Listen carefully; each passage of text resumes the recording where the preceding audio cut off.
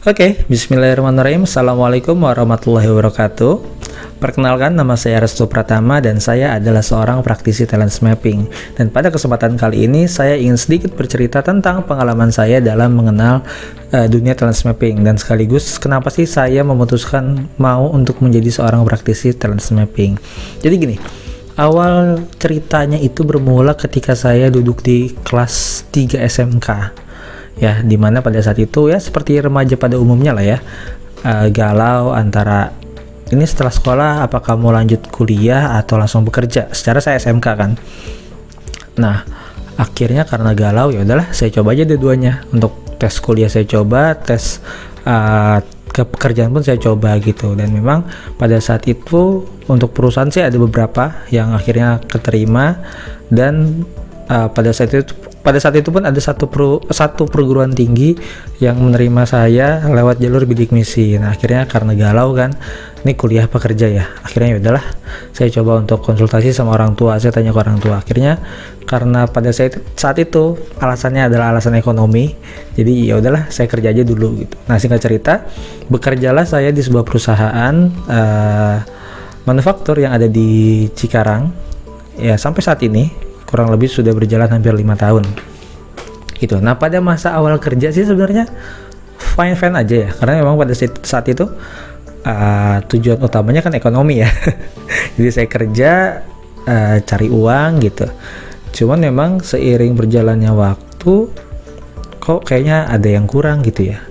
Kalau misalkan hidup cuman kayak untuk kerja nyari uang tuh kayak ada sesuatu yang hampa aja gitu. Nah, akhirnya dari situ kayak merecall kembali gitu tentang sebenarnya itu apa sih yang saya cari dalam kehidupan ini, apa sih sebenarnya yang ingin saya tuju dalam kehidupan ini. Bahkan lebih jauh lagi, sebenarnya tugas saya di dunia itu mau ngapain sih, apakah hanya untuk sekedar bekerja, mencari uang, menikah, beranak pinak, mati, tua bahagia lalu mati, atau kayak gimana gitu kan. Nah, akhirnya dari kegalauan itu secara tidak langsung untuk mencari jati diri kembali gitu. Nah, cuma karena waktu itu memang sedang fokusnya untuk bekerja, ya seolah-olah kayak nggak ada waktu gitu kan untuk bisa belajar lagi gitu, cuman selintas aja sih. Nah, akhirnya qadarullah pada saat itu pandemi ya, tepatnya 2020.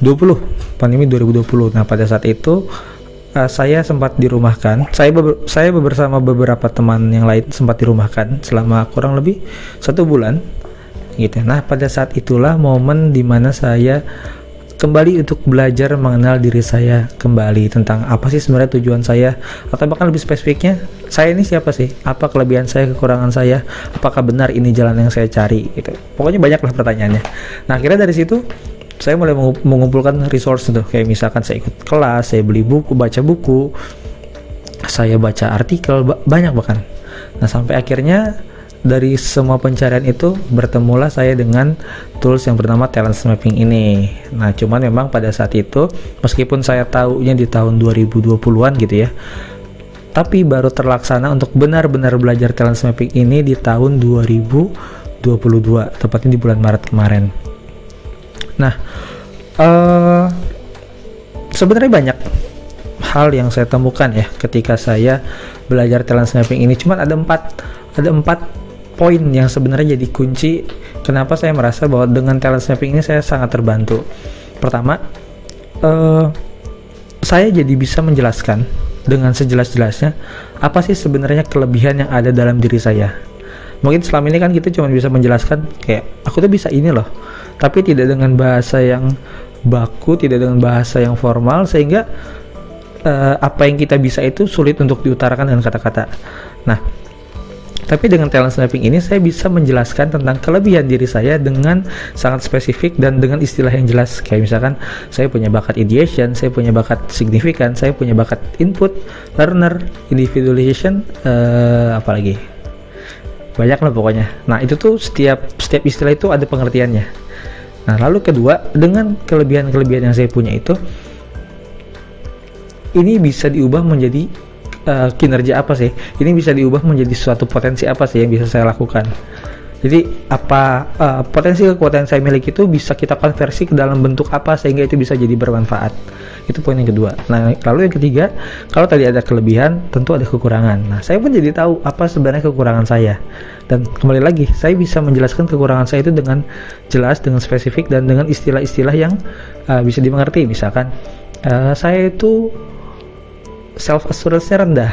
Apa sih self assurance? Nanti kita akan bahas. Saya itu bakat komennya rendah. Saya itu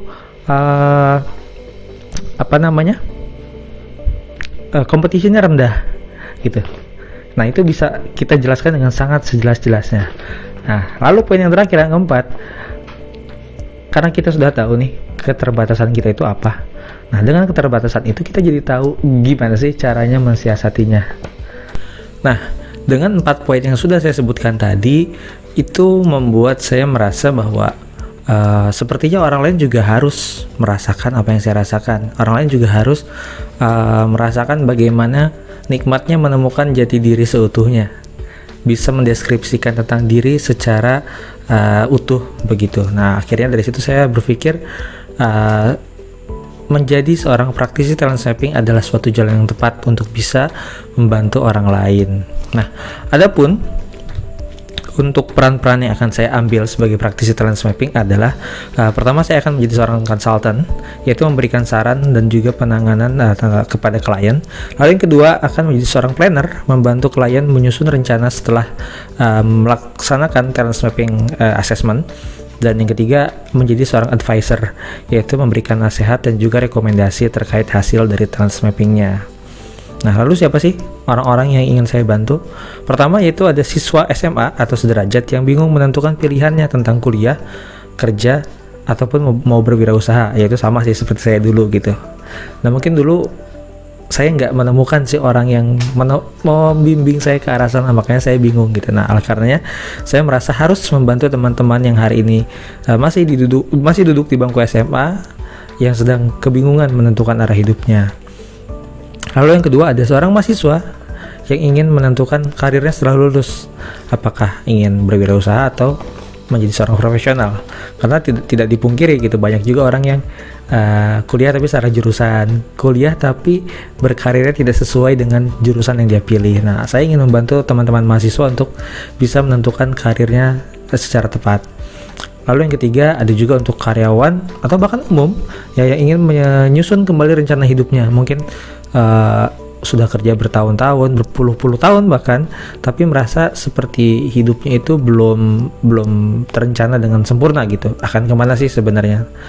Nah, jadi tiga poin itu yang akan saya, atau tiga kelompok orang itu yang ingin saya bantu. Nah, adapun untuk 7 bakat teratas saya, yaitu ada ideation, developer, individualization, learner, significant, input, dan juga disiplin. Apa sih sebenarnya pengertian itu? Nanti di video yang lain akan kita bahas ya. Dan juga ada 3 potensi kekuatan saya, yaitu ada ada ideating, advising, dan juga conceptualizing. Jadi saya bisa mengutarakan ide, bisa memberikan nasihat, dan juga bisa memberikan konsep secara utuh. Jadi kurang lebih itu deklarasi saya sebagai seorang santri talent mapping. Mudah-mudahan dengan video ini teman-teman bisa tergerak untuk kembali mempertanyakan kepada dirinya bahwa sudahkah saya mengenal diri saya secara utuh atau belum, dan sudahkah saya menemukan jalan hidup yang tepat sesuai dengan apa yang sudah Allah takdirkan kepada saya. Ya, mudah-mudahan video ini membantu. Terima kasih atas perhatiannya. Assalamualaikum warahmatullahi wabarakatuh.